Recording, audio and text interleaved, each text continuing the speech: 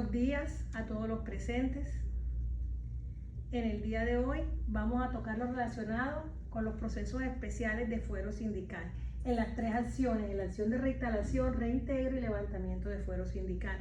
En las clases pasadas veíamos los procesos ordinarios laborales de única y primera instancia y los ejecutivos. Esta vez nos vamos a sumergir en el mundo de los procesos especiales que tienen que ver con el fuero sindical.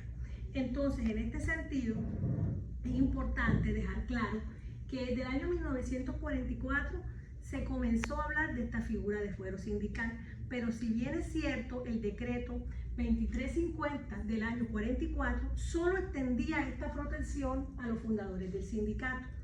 Por esa razón, se hace necesario con la ley sexta de 1945 proteger no solo a los fundadores, sino también a los directivos y subdirectivos de estas asociaciones sindicales, es decir, ampliar la protección. Entonces le debemos al decreto 2350 que esa protección se extienda, vuelvo y reitero, no solo a los fundadores, sino también, cierto, a través de la ley sexta de 1945 a los directivos y subdirectivos de las asociaciones sindicales.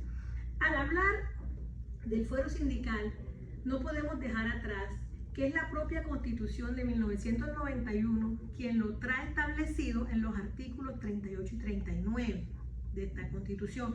Por tal motivo, podemos decir entonces que va a ser una garantía, con esta figura que se busca, una garantía para estos trabajadores que sean fundadores, directivos y subdirectivos de las asociaciones sindicales.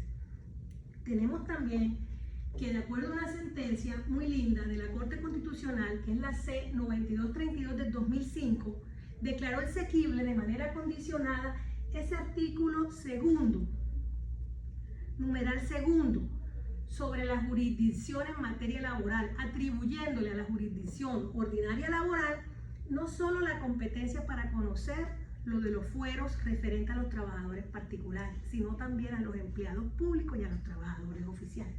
En este sentido, tenemos que el procedimiento que se debe seguir para levantar el fuero a los empleados públicos y a los trabajadores oficiales es a través de la jurisdicción ordinaria laboral. Y esto es importante.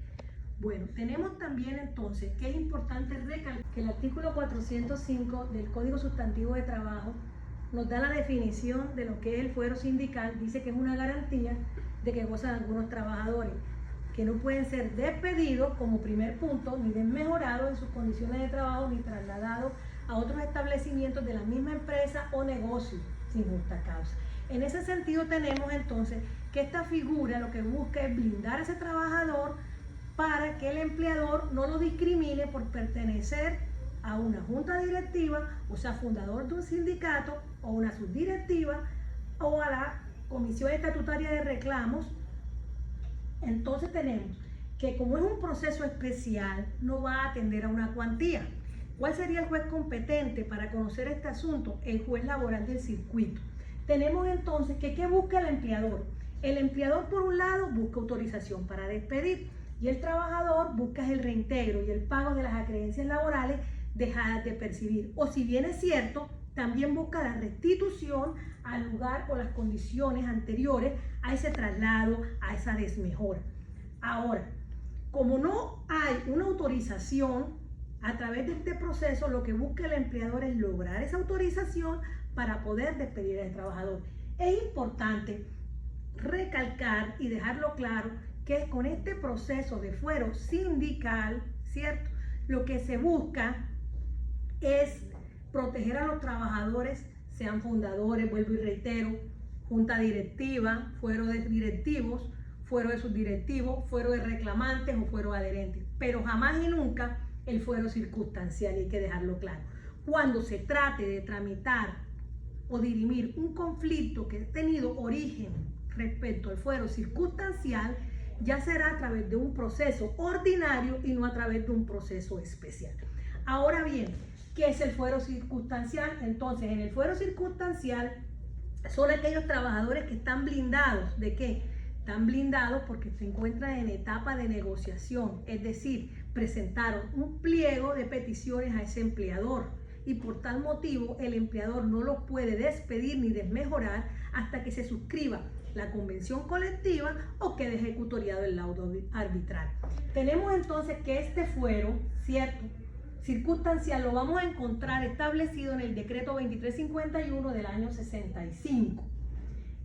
Pero existen dos situaciones donde no se aplica el fuero circunstancial. Primera, cuando el proceso se entorpece por mucho tiempo, es decir, pasan los 20 días calendarios que son prorrogables por otros 20 días más y sin embargo se dilata el proceso y sus promotores no proceden a definir el conflicto, por lo tanto ahí no va a existir el fuero circunstancial. Y dos, cuando las partes no cumplen con las etapas regladas dentro del procedimiento de arreglo directo y de negociación colectiva. Tenemos entonces que los fundadores del sindicato, cuando se habla del fuero sindical, que es para este proceso especial que estamos hablando, van a tener esa garantía desde el día de constitución de ese sindicato hasta 2 meses después. Pero no pueden exceder que los 6 meses. Este es el llamado fuero de fundadores. Tenemos también que los trabajadores que hayan ingresado con antelación al sindicato, a la inscripción en el registro sindical, y este sería el fuero de adherentes, que va a ser por el mismo tiempo desde los fundadores sin exceder 6 meses. Tenemos que los miembros de las juntas directivas, los 5 principales y los 5 suplentes. Tenemos también que es importante que 2 de los miembros de la comisión estatutaria de reclamos que designen los sindicatos, ¿cierto?, sean confederaciones o federaciones. También gozan de este fuero sindical los servidores públicos. Pero hay una excepción que es importante dejarla clara. ¿Dónde está esa excepción? Están consagradas en la ley 136 del año 94, en los artículos 188 al 190, que son aquellas que gocen de autoridad civil. Es decir, podemos aquí el caso de los inspectores de policía, autoridad política, los casos de los alcaldes y de los jefes de departamentos administrativos. Y tenemos también los casos que se dan de dirección administrativa, como son los secretarios de la alcaldía, los jefes de departamento administrativo, los gerentes, es decir, aquellas personas que siendo servidores públicos ejerzan dirección o confianza, cargos de dirección, confianza o manejo. Tenemos entonces que en estos casos no se va a blindar de esta protección. Tenemos que es importante decir que cualquier cambio que se realice dentro de la junta directiva o subdirectiva se debe notificar al empleador. Que en caso de cambio, ese antiguo miembro va a continuar gozando de un fuero durante 3 meses subsiguientes, y es importante dejarlo claro. Y que en caso de fusión de 2 o más organizaciones sindicales siguen gozando de fuero los anteriores directores que no queden incorporados a la junta directiva hasta por 3 meses después que ésta se realice. Tenemos entonces que hay algo que es importante señalar y puntualizar acá, y es que para este tipo de procesos especiales no se va a dar la prescripción trienal que rigen todas las acciones laborales, sino que nuestro artículo 118A del Código Procesal del Trabajo y de la Seguridad Social trae una prescripción exacta que es de 2 meses. Pero esta prescripción se contará de la siguiente forma. 1. Para el trabajador se contará desde la fecha del traslado, del despido y para el empleador desde la fecha en que tuvo conocimiento de la justa causa que va a alegar. Es decir, los términos de prescripción son distintos en materia de trabajador y de empleador. Vuelvo y repito, para ese trabajador esos 2 meses se van a iniciar a contabilizarse desde la fecha del traslado, ¿cierto?, o del despido. Para el empleador, este término desde que tuvo conocimiento de la justa causa que va a alegar. Tenemos entonces que durante el trámite de la reclamación administrativa se suspende el término prescriptivo y culminado este trámite de la reclamación administrativa, en caso de trabajadores particulares comienza a contarse nuevamente el término de los 2 meses. Tenemos entonces cuáles son los requisitos de la demanda. Los requisitos de la demanda, al igual que todas las demandas en materia laboral, son los establecidos, la ritualidad propia del artículo 25, que establece el nombre del demandante, el nombre del demandado, los hechos, las pretensiones, que de acuerdo al principio de congruencia en materia procesal deben estar cada hecho con una pretensión enlazada. Tenemos entonces que además de esos requisitos especiales del artículo 25 del Código Procesal del Trabajo y de la Seguridad Social, el empleador al levantar el fuero debe probar, uno, que ese trabajador que pretende desmejorar o despedir o trasladar goza de esta garantía, es decir, de este fuero sindical, y que él le adelantó el debido proceso dentro de la empresa si este tuvo lugar. Ahora bien, ese juez laboral de circuito solo puede pronunciarse si autoriza o no levantar el fuero, pero jamás y nunca puede pronunciarse, ¿cierto?, de la legalidad o ilegalidad del despido, porque es un proceso especial con un fin específico. Tenemos entonces que cuáles son las justas causas entonces para que un juez dé el permiso y levante el fuero para despedir a un trabajador. Estamos hablando de las justas causas señaladas en el artículo 62 del Código Sustantivo de Trabajo, literales A y B. Y estamos hablando también de la liquidación o la clausura definitiva de la empresa por más de 120 días. Tenemos entonces que la terminación del contrato de trabajo por expiración del plazo o término fijo, o por la realización de la obra, si viene el caso, o por terminación de contrato ocasional o transitorio, o por mutuo consentimiento, en este caso no requiere previamente la calificación judicial. Bueno, ahora, ¿quién está legitimado para causa activa? Para causa activa, dependiendo de cada caso. Si se trata de acción de reintegro, estará legitimada el trabajador aforado que ha sido despedido. Si se trata de acción de reinstalación, estará legitimado para encuadrar la acción el trabajador aforado que ha sido desmejorado o trasladado. Y en la acción de levantamiento está habilitado el empleador, en este caso, por causa activa. Tenemos entonces que, ¿qué debe de probar ese trabajador? El trabajador debe acreditar la existencia de la garantía, es decir, que tiene un fuero. 2, debe probar que lo desmejoraron, que lo trasladaron, y afirmar que no se adelantó bajo gravedad de juramento, si bien lo puede hacer, que no se adelantó por el empleador este proceso de levantamiento de fuero, que es importante. Tenemos entonces que el juez, ¿qué va a analizar? El juez, una vez, ¿cierto?, ya mira los hechos, las pretensiones de la demanda, debe analizar si ese empleador estaba obligado a solicitar el permiso judicial y, en caso afirmativo, verificar que si se cumplió o no se cumplió ese requisito. Ahora, vuelvo y reitero, en ningún caso el juez laboral se puede pronunciar sobre la legalidad o ilegalidad del despido, porque incurriría en una justa causa. Tenemos entonces que, como los derechos laborales son irrenunciables, ¿cierto?, es decir, el trabajador no puede firmar un documento en el cual renuncia a ello, porque son derechos que son ciertos e indiscutibles, que no admiten conciliación ni transacción, pero bien puede el trabajador renunciar de manera tácita. ¿Y cómo lo puede hacer? Un ejemplo para contextualizarlos: el trabajador que es despedido, ¿cierto?, y no despliega ninguna acción, es decir, estando protegido por el fuero sindical, renuncia a su derecho no demandando al empleador. De esa manera, es decir, una renuncia tácita. Tenemos entonces que es importante dejar claro que, al ser un proceso especial, el auto admisorio de esta demanda, ¿cierto?, debe ser dictado dentro de 24 horas siguientes al recibo de la demanda y debe ser notificada personalmente. En estos procesos, los sindicatos, ojo, no son terceros, tienen calidad de parte, por lo tanto la vinculación al proceso es forzosa. Ahora, para garantizar el debido proceso, evitar nulidades procesales y sentencias inhibitorias, si el juez se percata de que no notificaron al sindicato, debe hacerlo de oficio.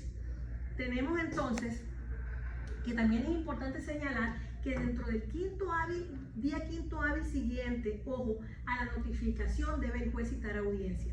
Pero a pesar de ser procesos, ojo, que se tramiten ante un juez de circuito y no son procesos de única instancia, sino de primera instancia, porque admiten apelación, se da una única audiencia.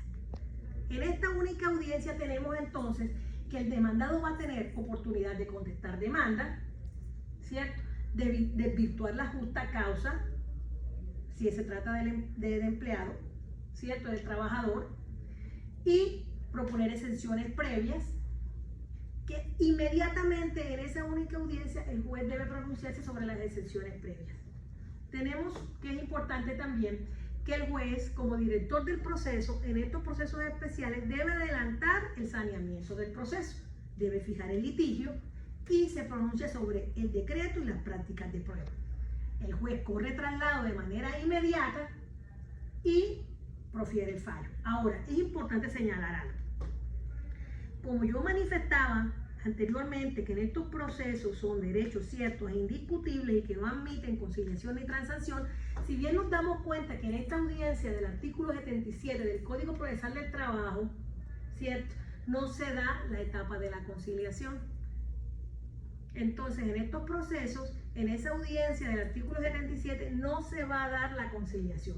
Entonces, ¿qué recursos proceden contra la decisión? Una vez la sentencia, que se dictó la sentencia, procede el recurso de apelación, pero este recurso, y es importante, se va a conceder en el efecto suspensivo. Dentro de 5 días siguientes al expediente, ¿cierto?, se debe de notificar por edicto.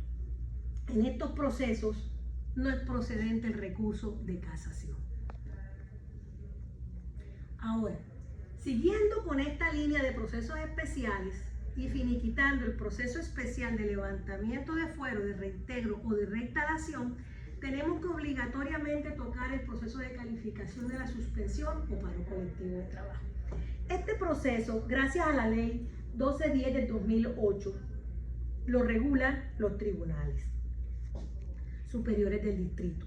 Anteriormente, es decir, antes de este decreto, de esta ley, perdón, eran conocedores los inspectores de trabajo.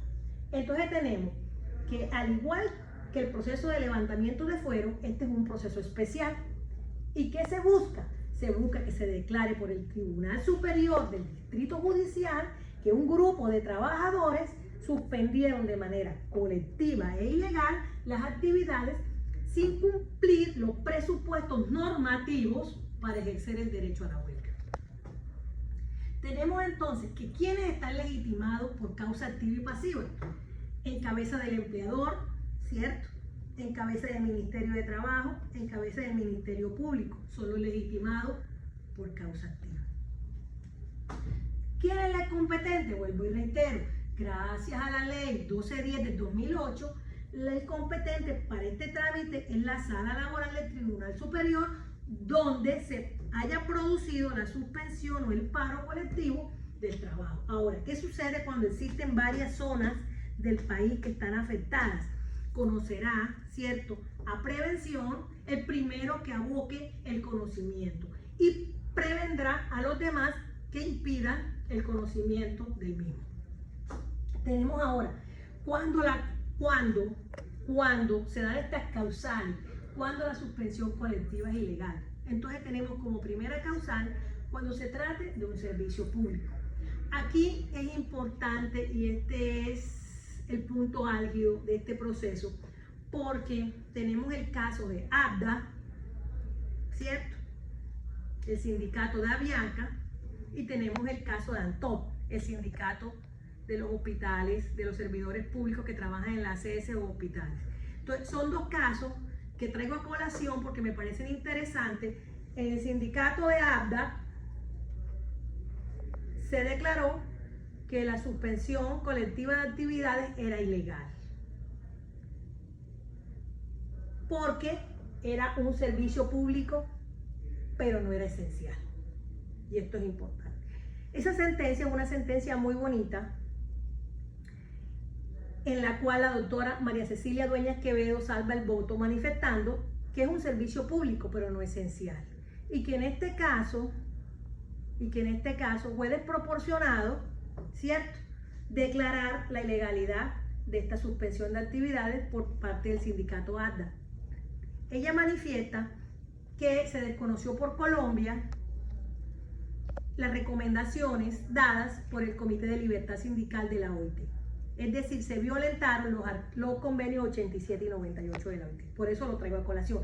También me gusta el de ANTOP, que es de los servidores públicos de los hospitales, porque ahí la magistrada ponente es María Cecilia Dueñas Quevedo, y en este punto, ella en el acta salva el voto. Acá, por el contrario, ella manifiesta que la salud sí es un servicio público esencial, porque con solo la amenaza ya se está vulnerando el núcleo esencial del derecho a la salud.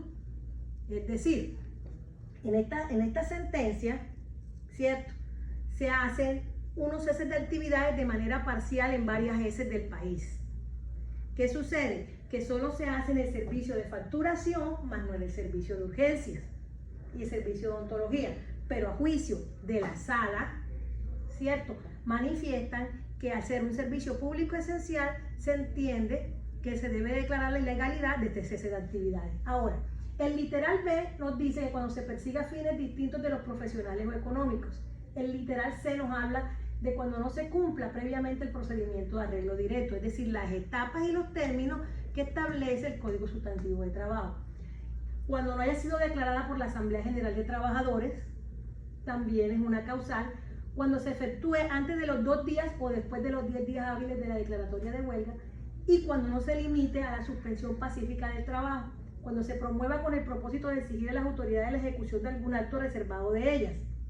Tenemos entonces que es importante dejar claro que esta cesación colectiva de trabajo, cuando los trabajadores opten por la huelga, solo puede efectuarse y es causal para iniciar el proceso de calificación de la legalidad o ilegalidad, que transcurra 2 días hábiles a su declaración y no más de 10 días hábiles después. Tenemos entonces que, declarada la ilegalidad de la suspensión, ¿cierto?, el empleador va a quedar en total libertad, como sucedió en el caso Avianca con el sindicato ADDA, de que despedir por tal motivo a todos aquellos trabajadores sindicalizados que hayan intervenido o participado en él. Y respecto a los que tengan un fuero, no requiere calificación judicial. Tenemos entonces que el Ministerio de Trabajo puede solicitar, como está legitimado en causa activa, puede solicitar a la justicia ordinaria laboral la suspensión al mismo tiempo, ojo con esto, y la cancelación de la personería jurídica al sindicato. Ahora, no excluyen estas sanciones, además de que ese empleador, y es importante, ¿cierto?, pague, ojo, impetre demanda para que paguen la indemnización de los perjuicios que con su acción le hayan causado a estos trabajadores. Bueno, ahora, durante este periodo de suspensión de actividades o cese de actividades, se interrumpe para el trabajador la obligación de pagar el salario en esos lazos, pero corren a cargo de este empleador todas las obligaciones surgidas con anterioridad, como son los pagos de seguridad social. Tenemos que es importante aquí que, como esa sala es la que del Tribunal Superior del Distrito, donde el lugar donde ocurrieron los hechos es la que va a conocer, ¿cierto?, es importante dejar claro que los hechos de esta demanda deben estar en consonancia directa con la causa que motiva. Y además, que los requisitos de la demanda son los mismos requisitos del artículo 25 del Código Procesal de Trabajo de la Seguridad Social, pero que además, en este tipo de proceso especial, debemos invocar la causa por la cual se pretende la ilegalidad del paro o cese de actividades, y que se debe aportar como anexo, y es importante dejarlo claro, la constatación del cese de actividades que va a expedir el inspector de trabajo luego de levantarlo. Este es un proceso que es súper importante como prueba en este tipo de procesos especiales. Tenemos que el tribunal está llamado a pronunciarse dentro del día hábil siguiente al recibo del proceso. Cita audiencia al tercer día hábil siguiente a la notificación. Ahora, en esa audiencia da lugar a que el demandado conteste demanda, puede proponer las exenciones previas y ejercer el derecho de defensa. Acto seguido, se adelanta por el juez el saneamiento del proceso, decide sobre las exenciones previas presentadas, fija el litigio y procede con el decreto y práctica de las pruebas. Por tanto, las partes están combinadas en este proceso a anexar todas las pruebas. Tenemos entonces que son 10 días hábiles, ¿cierto?, a partir de la recepción de la demanda. Ahora, ¿qué recurso procede? Recurso que procede es el recurso de apelación y se da en el efecto suspensivo. Y lo conoce la Corte Suprema de Justicia, la Sala de Casación Laboral, y tiene 5 días. Pero ¿qué sucede? Durante la vacancia judicial se va a acudir entonces a la Sala Administrativa o Seccional del Consejo Superior de la Judicatura y se va a conocer este asunto durante vacancia judicial. Es decir, no va a ser el Tribunal Superior del Distrito Judicial, no, sino la Sala Administrativa o Seccional del Consejo Superior de la Judicatura durante la vacancia va a ser el que va a conocer de estos procesos. Bueno, aquí finalizamos entonces con los 2 procesos especiales, que son el de levantamiento de fuero, reintegro, reinstalación, y el proceso de calificación de la legalidad o ilegalidad de la suspensión o paro colectivo de trabajo. Bueno, muchas gracias.